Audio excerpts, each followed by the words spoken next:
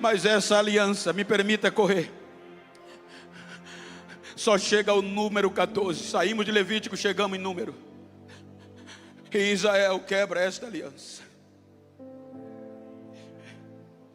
Aí ele diz a Moisés: essa geração não vai entrar no meu repouso, exceto Josué e Caleb.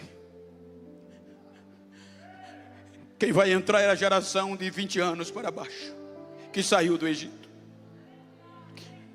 Aí ele vai fazer de novo uma aliança. Agora já não é mais só com os obreiros, porque invalidaram. Número 18, 19. Aí ele diz a Moisés que vai ampliar. Número 18, 19. Todas as ofertas sagradas. Leiam para mim, todas as ofertas sagradas.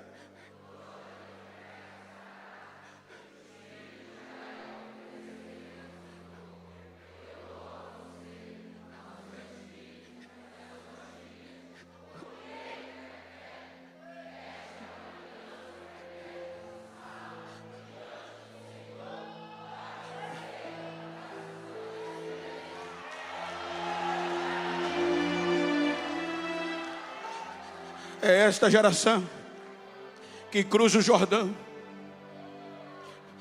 É esta geração que começa Deuteronômio, segunda lei, segunda chance. Capítulo 8 de Deuteronômio, ele vai dizer todas as leis para essa nova geração, para não fazer o mesmo erro que a primeira. Essa geração comandada por Josué chega na terra prometida, se estabelece, conquista a terra. Aí vem Juízes. Saímos de Josué, vamos para Juízes, capítulo 2, versículo 10.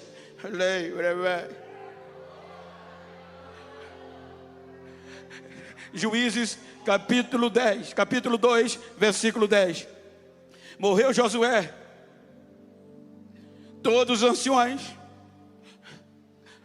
e toda aquela geração também morreu, e foi reunida aos seus pais. E depois dela se levantou uma nova geração, que não conhecia o Senhor, nem as obras que ele havia feito por Israel. Como não conhecia, gente? Josué capítulo 4, versículo 6, tinha um memorial de pedra. E Deus disse: quando os teus filhos perguntarem o que significam essas pedras, você vai dizer: o que eu fiz. Então o pai passava para o filho. O que aconteceu é que eles esqueceram a história. Agora está na terra prometida, está tudo fácil, e vai se acolunhar com os pagãos, com os cananeus, e não levaram conta da história. Esse é um dos perigos da nossa geração, esquecer os marcos passados. A nossa geração vive o que muitas conquistaram lá atrás, sem glamour, mas era no joelho, era no jejum, era na oração. Os nossos cultos não tinha ninguém famoso, mas o poder de Deus caía até no hino da harpa. Não podemos esquecer a nossa história.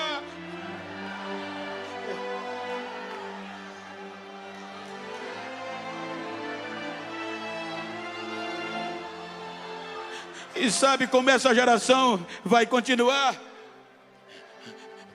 O livro de Juízes, o último capítulo e o último versículo diz que eles agora terminam sem rei, sem líder, fazendo o que queria. Capítulo 4 de 1 Samuel. Você vai ver do capítulo 1 ao 4 que a corrupção chegou ao sacerdócio por meio de Finéias, Ofni de Finéias. Se corromperam, tinha culto, mas a aliança violada. E sabe como eles terminam?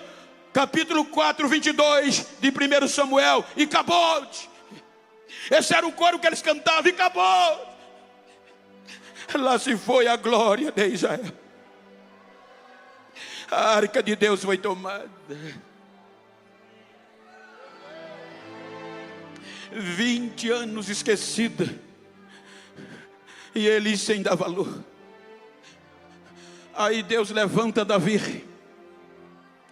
e faz uma aliança com Davi e a sua descendência. Segundo as Crônicas, capítulo 13, versículo 5. Quando Davi assume todo Israel, aí Deus faz uma aliança. Segundo Roboão, quando escreveu, quer que leia? 1, 2, 3.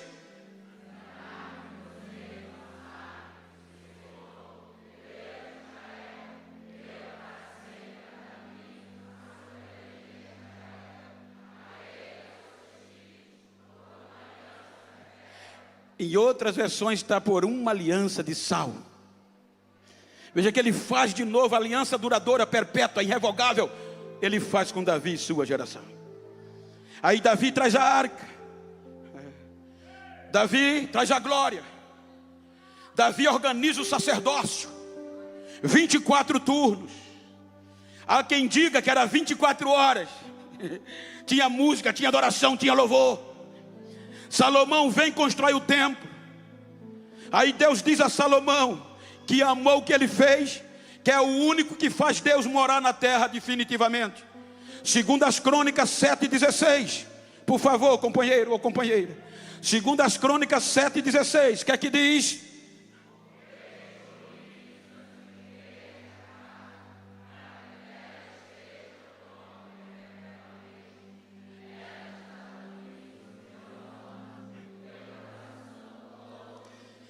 Agora Deus tem aliança de sal, tem aliança de novilho e tem uma morada com CEP, com código postal.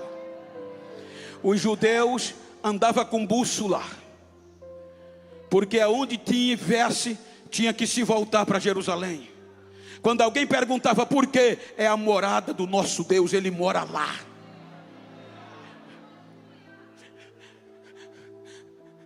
Agora tem leis. Romanos 5,14. Paulo diz que a morte reina desde Adão até Moisés. O pecado vem. Aliança de sal, aliança do novilho. E a lei não protegeu Israel. Enfermou, adoeceu. Aí o único lugar de relacionamento, Jeremias 52,13. Nabuzaradã entrou. O único lugar na terra, gente, de Deus ser adorado. O único lugar de oração ser ouvida. Jeremias 52,13. Nabuzaradã entrou, queimou a casa do Senhor. Queimou a casa dos nobres, dos importantes. Queimou a cidade. E Israel é levado para o cativeiro. Os sacerdotes choravam de aflição, mas era tarde demais. Na hora de agir, não agiram.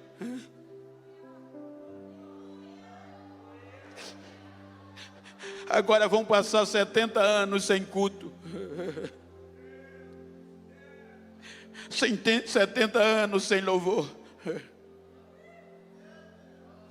70 anos sem relacionamento.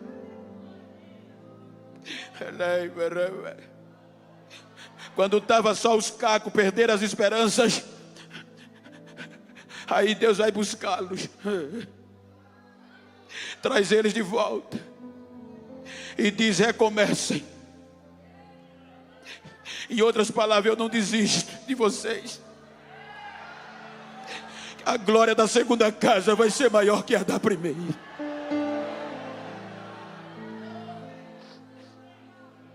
Israel recomeça, mas não adora mais. A corrupção toma conta. 430 anos antes de Cristo é o último profeta Malaquias. E o capítulo 4 começa Deus lembrando o juízo. Jeremias capítulo 4, Malaquias capítulo 4, versículo 1. Haverá um juízo tão duro que não sobrará nem raiz nem ramo. A insensatez de Israel, as 7 testemunhas de acusação, separaram Adão e a sua geração de Deus. Separaram Noé e a sua geração de Deus. e agora vão ser chamadas, porque o silêncio de Deus vem para atender a quarta audiência. A lei enfermou, a morte e o pecado reinou. Aí o supremo juiz é provocado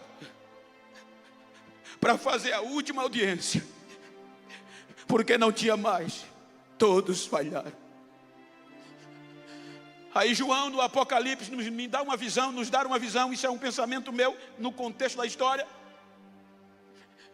Ele diz que Jesus arrebata ele para mostrar isso, a sentença que era contra nós. Ele diz que quando é arrebatado do céu, vê um trono, capítulo 5. E no trono que ele vê, há uma sentença, há um livro, uma escritura, dando ordem ao entendimento jurídico. Deus agora é provocado a julgar. E ele vê o julgamento, partindo do pressuposto, as 7 testemunhas são convocadas para testificar contra Israel, contra todos nós, porque Israel era o projeto de sacerdócio para nos alcançar. Do outro lado, a acusação, representada pela morte, o pecado e o inferno. E nós, réus. Tudo era para terminar ali. O julgamento vai começar. É definitivo. Aí o Supremo vai nos dar o direito de ampla defesa. E ele diz: eu não posso julgá-los sem defender alguém a eles. Procure um advogado para ele. Procure um bom advogado. Procure um promotor de defesa.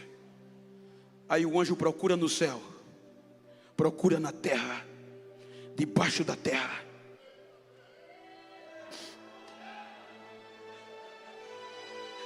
Porque a sentença e os testemunhos das 7 testemunhas eram contundentes, e não dava brecha para nenhum advogado nos absolver ou atenuar a nossa sentença ou a pena.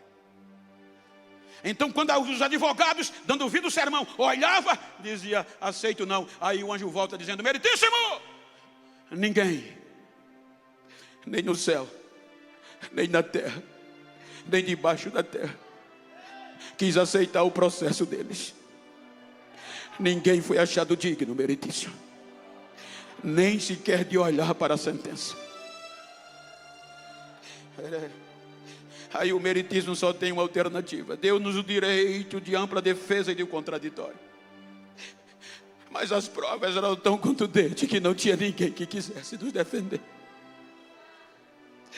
Aí quando nós vamos para a carta de Paulo aos Filipenses, capítulo 2, aí Paulo nos dá a ideia que neste momento, quando o juiz já ia decretar a sentença, entra um ser no julgamento. E esse ser grita: meritíssimo, eu aceito o processo.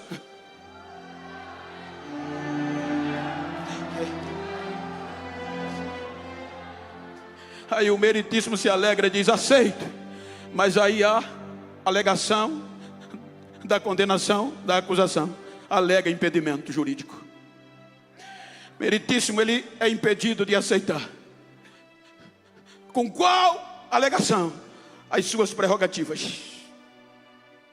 As prerrogativas que ele carrega não permitem. Quais as prerrogativas?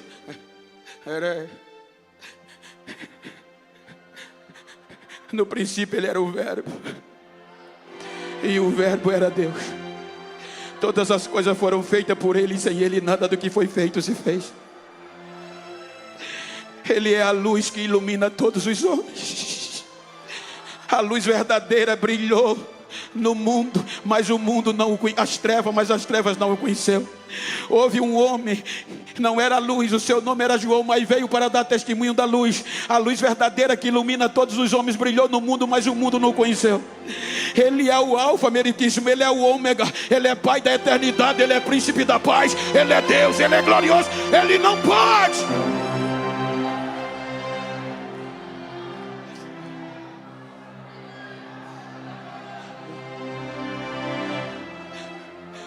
Aí Paulo, capítulo 2 aos Filipenses, versículo 6.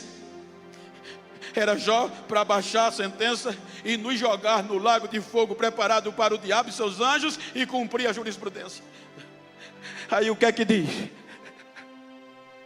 Paulo diz que nesta hora, ele sendo igual a Deus, na forma de Deus, não usurpou ser igual a Deus.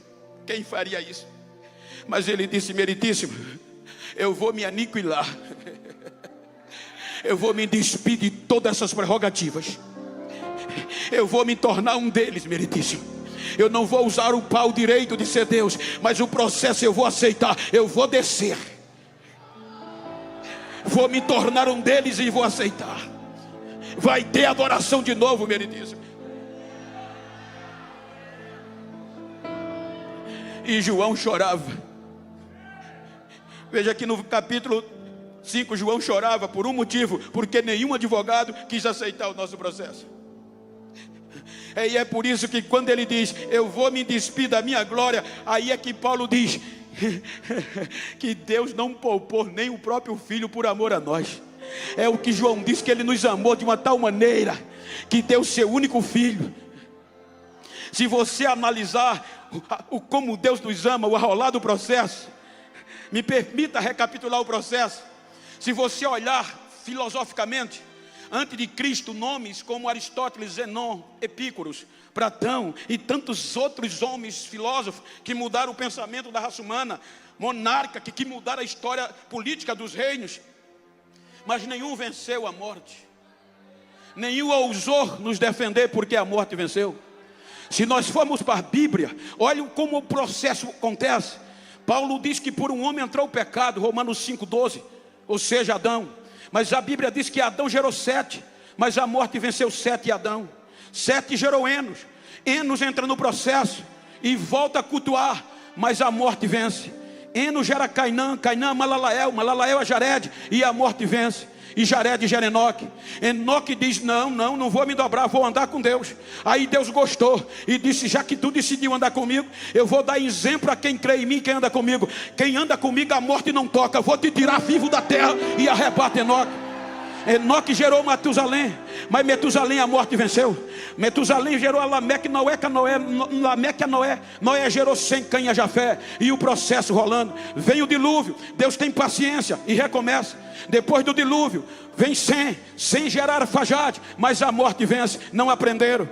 Arfajade gera Elá gera Éber gera Reu é Peleg é Seruga Naó a Terá, e Terá Abraão. Aí Deus disse: agora eu encontrei um amigo, agora vai o projeto espiritual. Abraão, a morte vence, mas gerou Isaac, a morte vence. Isaac gera Jacó, gera 12 filhos: Rubem, Simeão, Levi, Judá, Zebulon, Gade, Assé, Naftali, Dan, José e a Benjamim. A morte vai vencendo por causa do pecado. Aí Deus pega Judá gera Perez é Esrom gera Arão é Aminadab é Naasson é Salmão é Boaz é Obed é Jessé era Davi. Aí Deus diz: agora eu achei um que vai cumprir o desejo do meu coração. Mas o pecado e a morte venceu Davi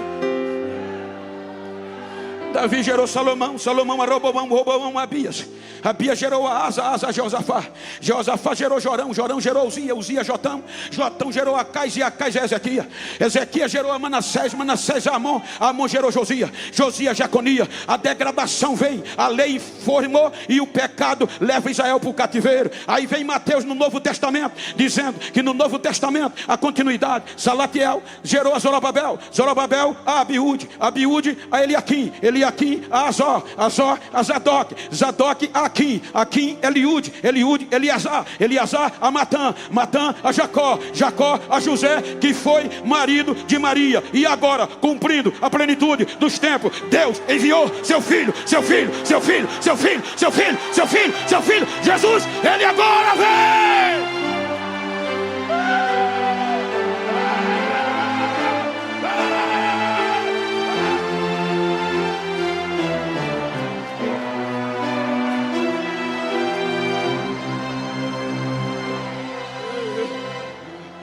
Quando o julgamento em todas as instâncias transitado e julgado, já era nos condenado. Aí agora a graça vem no ventre de Maria. Agora vem o advogado que vai defender.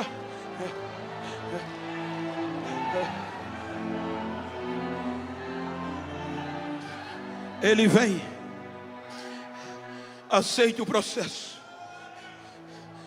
abre mão de todas as prerrogativas celestes. Tudo que atuava era pelo Espírito Santo, dependente do Espírito Santo. Por amor a nós, pastor, quem submetia-se a isto? 90% da sua vida ele está debruçando, se preparando para o processo. 30 anos. 10% ele entra no processo. O julgamento é pausado até o final do processo.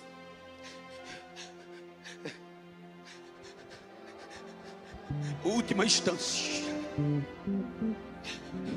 última oportunidade. A adoração estava corrompida por Israel.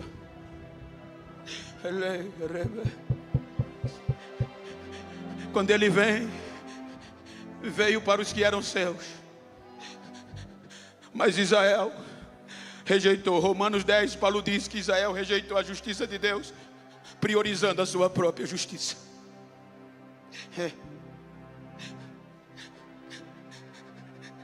Ele olha para os gentios.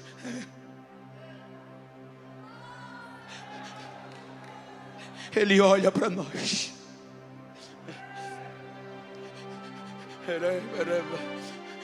Chama os discípulos, representando judeus, e diz: vocês agora são o sal da terra e a luz do mundo. Mas o pecado venceu toda a aliança do sal. Aí ele diz, Lucas 22:20, salvo engano: este, do mesmo modo, depois da ceia, pegou o cálice, dizendo: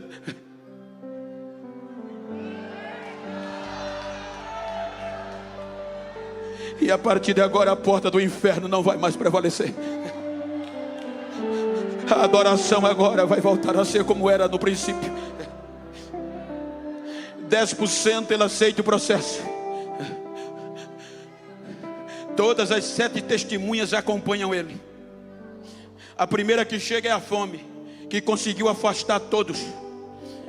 Veja que a primeira ato, batizou, o Espírito leva ele 40 dias e 40 noites no deserto. O acusador vem e diz: estás com fome, transforma essas pedras em pães. Eva não resistiu. Ele diz: nem só de pão vive o homem, Satanás, mas de toda a palavra que sai da boca de Deus. A perseguição vem e ele resiste. O perigo vem, ele vence. Acalma-te, vento, acalma-te, aquieta-te, mar. Que homem é este, meu Deus? O perigo sai, vem a angústia. A angústia pega ele de dentro para quase que consegue. Ele pede ajuda na oração. Por 3 horas ele ora pedindo a Deus: afasta de mim esse cálice, se possível for. Porque ele tinha medo não da morte, mas da separação de Deus. Porque o pecado separa o homem de Deus. E o nosso processo ia fazer isso com ele. Se possível for, afasta de mim esse cálice. Mas quando a angústia pensou, o seu suor já estava em sangue, que ele ia desistir, ele grita: Pai, não faço o que eu quero, mas a tua vontade prevaleça no processo.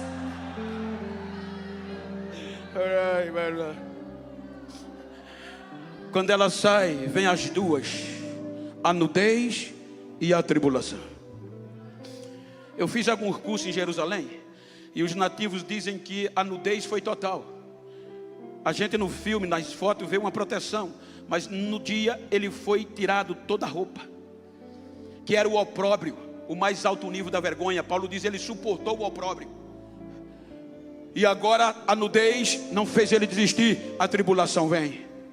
A tribulação no original é de cascar o grão, o chicote de cascar ele, mas não conseguiram vencê-lo. no meio do sangue e da dor. Me permita, Senhor meritíssimo, a minha ignorância, mas eu quero acreditar que quando um advogado pega um processo de um cliente e ele analisa ponto por ponto e não vê brecha para atenuar a pena, no mínimo, ele devolve o processo e diz: olha, eu não posso te absolver, não posso diminuir tua pena, perdão se eu estiver errado, não quero teu honorário, procura outro, que eu não tenho capacidade. Então tudo indicava que não tinha, porque João diz que já procuraram no céu, na terra, debaixo da terra, e ninguém. Então pela aflição era para ele desistir, mas Isaías diz: em vez dele entregar e devolver o processo ao juiz ou a nosso, ele toma sobre si. E agora, pelo arrolar do processo, pelas suas pisaduras, nós íamos ser sarados, ou não? O castigo que nos ia trazer a absolvição agora está sobre ele. Aí, como ela aceita a tribulação de casca, aí a espada vem. A tribulação, meio-dia, coloca ele na cruz. Todos os nossos pecados, todos os nossos processos, está sobre ele. O sol escurece. E por conta do nosso processo, o Pai se afasta. Entre meio-dia e 3 horas ele grita: Deus meu, por que separaste de mim? Era o processo, porque os nossos pecados estavam sobre ele. Aí a morte viu, 3 horas da tarde, disse: agora eu pego ele, a espada vem. 3 horas da tarde ele morre. Mais um vencido. Há uma matéria na ciência chamada autólise. Ela nos mostra o poder da morte no corpo humano. Por exemplo, se eu morrer aqui agora, nem todas as células do meu corpo morrem, do meu sangue. Aí a morte vem com algumas etapas. A primeira é a decomposição. A decomposição vem no objetivo de esfriar o sangue, porque esfriar o sangue ela vai matar as últimas células, e ela tem 12 horas para o processo. Com 12 horas o sangue está frio e eu estou pálido, sem vida. Com 13 horas já está decomposto, a putrefação entra. Por quê? Por conta do pecado. Porque a decomposição, antes de entrar, ela rastreia. Se tem engano, se tem pecado, se tem mentira, ela entra. Só entra se encontrar isso. E desde Adão até aqui, ela encontrou em todos. Aí depois de 13 horas, a putrefação entra. A putrefação vai arrebentar com o organismo, e até 24 horas ela termina, está podre, vai feder, vai ter que enterrar. Aí com 25 horas entra a colonização. Os insetos vão habitar no meu corpo e vão comer a minha carne, e eu vou ser destruído pelo poder da morte. 3 horas da tarde ele morre. A Bíblia diz que 5 horas tiram ele da cruz. 6 horas ele já está sepultado. Já faziam 3 horas. Aí a morte, na nossa linguagem, vai tirar onda. Vou zombar, entra no túmulo. Quando entra no túmulo tem uma surpresa. O sangue não está esfriando, a pele não ficou branca. Mas a decomposição tem 12 horas. Ela espera o primeiro dia no calendário judaico. No final do primeiro dia ela volta, e o corpo não está frio, o sangue não está frio, a pele não está branca. Aí ela grita pela decomposição. Até agora nunca aconteceu isso. O que é que está acontecendo? Aí a decomposição grita de longe: eu rastreei ele, mas não pude fazer nada. 1 Pedro, capítulo 2, versículo 22. Coloca aí para a igreja ler com voz alta. Primeira carta de Pedro, capítulo 2, versículo 22. Olha o que é a morte, que a decomposição diz. Ela rastreou nele e gritou uma morte: ele e nem ele é santo, ele é diferente. Se não tem pecado, eu não entro. Ela espera o segundo dia, e quando volta, não está podre, porque a putrefação só entra se a decomposição entrar. O corpo está rosado. Na manhã do terceiro dia, ela volta, e ele está rosado, a pele inteira, o corpo inteiro. Ela grita pelo pecado: pecado, pecado, o que é que está acontecendo? A gente venceu até aqui. O pecado grita de longe. Hebreus 4,15, ele grita que nós, olha o que é que diz o texto, dando vida ao sermão. Ele diz, Hebreus 4,15, porque nós não temos, que não se compadeça, porque um semelhante a nós,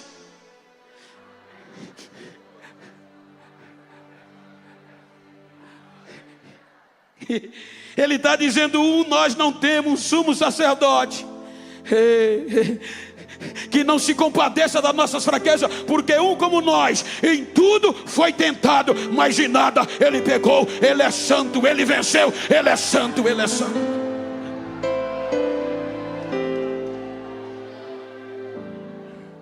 Quem subirá? Aonde estava Lúcifer? No Monte Santo. Salmista Davi era guerreiro. Salmo 24, quem subirá? O Monte Santo de Deus, aquele que desceu de lá, limpo de mãos e de coração. Aí olha o que é que ele diz: levantai portais da eternidade, alargai. Porque ele sabia, na antiguidade, quando um rei vencia o mais fraco, ele descia, tomava a coroa, o poder do vencedor, do perdedor, tomava os despojos, e o mensageiro saía correndo para a sua cidade, dizendo: levante o portão, alargue os portões, porque por mais alto e largo que fosse, a glória da vitória não podia entrar, era maior do que o portão. Aí agora diz a Bíblia que ele desce a mais baixa profundeza da terra, toma a coroa, o poder da morte, do pecado e do inferno, prega as almas em prisão, e diz: todo o poder é me dado no céu e na terra. Quem estiver em mim não desce mais para cá. Agora o caminho é para cima. Agora vai ser aberto. Agora não vai ter mais limite.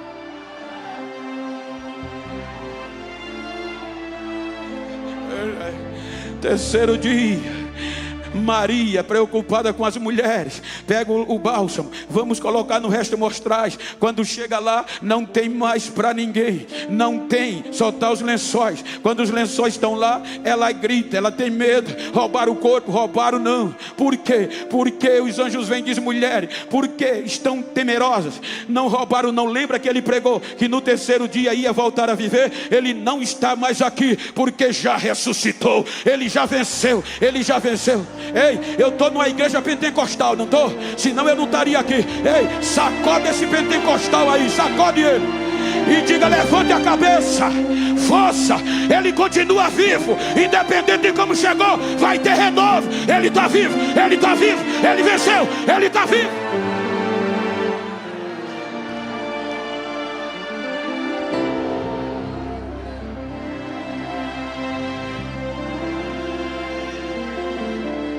Ressuscita, concluindo, recupera os discípulos,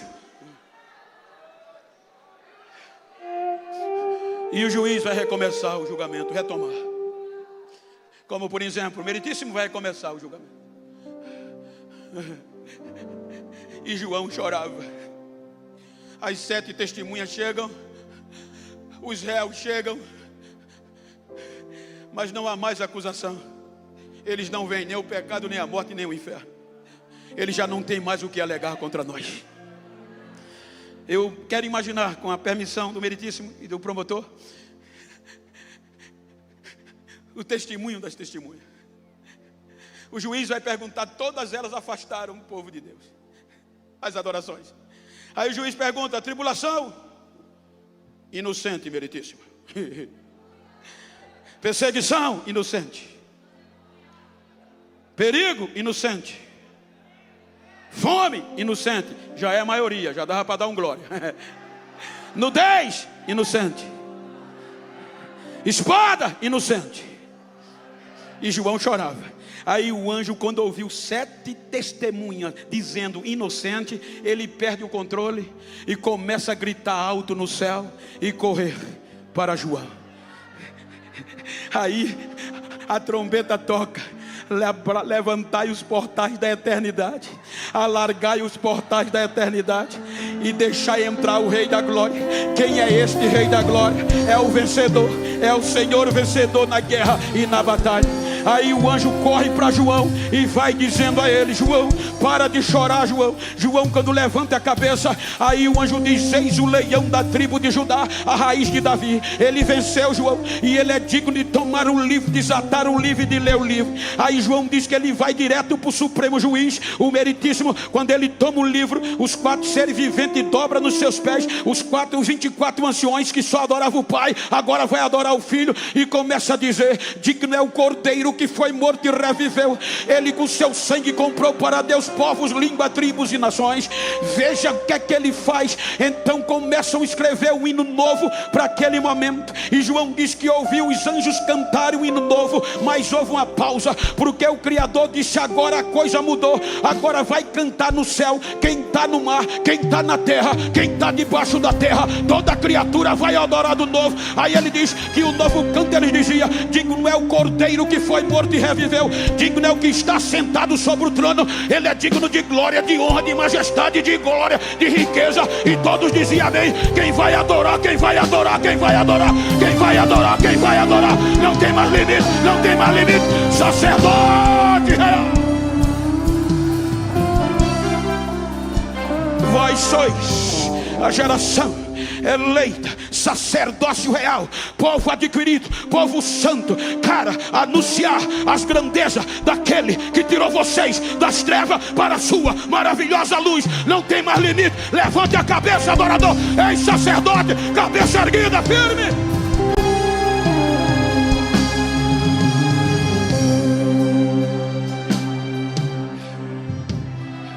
Aí Paulo vai desenrolar a peça jurídica. Capítulo 8.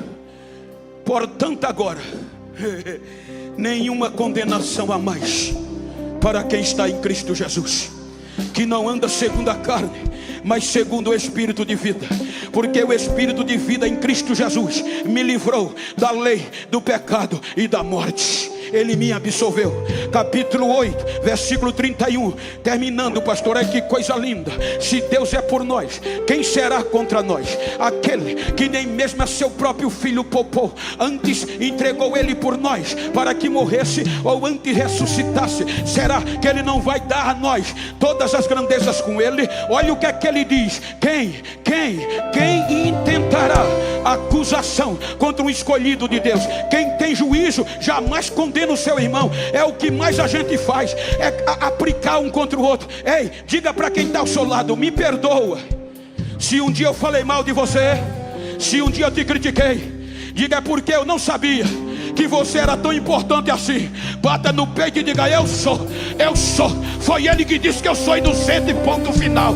Aí ele diz: quem nos separará do amor de Deus que está em Cristo Jesus? A tribulação, olha o desaforo, a tribulação, a perseguição, o perigo, a fome, a nudez, a espada. Estou certo que somos entregues à morte todos os dias por amor a ti. Mas em todas essas coisas somos mais que vencedores, porque eu tenho certeza que nem a morte, nem a vida, nem os anjos, nem as potestades, nem os principados, nem a altura, nem a profundeza, nem o futuro, nem o presente, nem uma outra criatura nos afastará do amor de Deus que está em Cristo Jesus nosso Senhor. Nada. Grita comigo: eu sou sal, eu sou luz, eu sou sal, eu sou luz. Agora é no sangue de Jesus. Nada vai nos parar.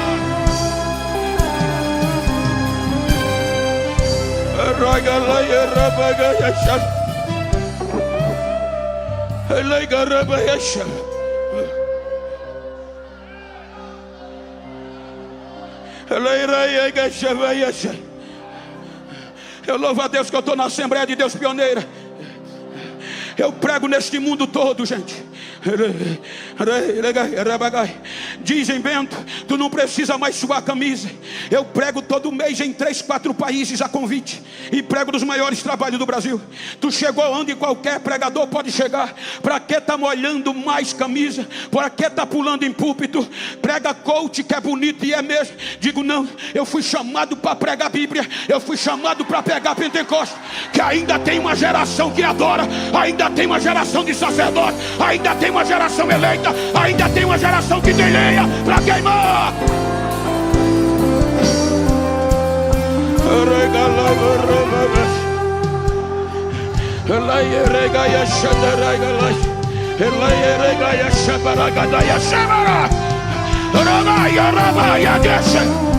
Adora, adora, adora, adora. Ei, Saulo, ei, Luz, adora, adora. Olha quem nós nos substituímos. Substituímos Lúcifer. Substituímos Adão. Substituímos Israel. E agora ninguém para mais. Até no arrebatamento, chegando lá, te adorarei. Pastor, me permita, pastor, concluindo. Se você está perto de um crente do mesmo sexo ou íntimo, vira para ele aí, como eu estou com o pastor Rodrigo aqui. Não olha para mim, não, olha para ele. Se você puder e ter intimidade, e diga a ele, ou absolvido, ou inocente. Eu não sei como tu vai começar esta convenção. Quero saber como tu vai sair dela. Diga, vou sair renovado, gritando mais alto, que eu sou sal, eu sou luz do mundo. Me faz um favor, a partir de hoje, se tu encontrar alguém por aí que pensou que eu ia desistir, que eu estava frio, dá um recado a ele.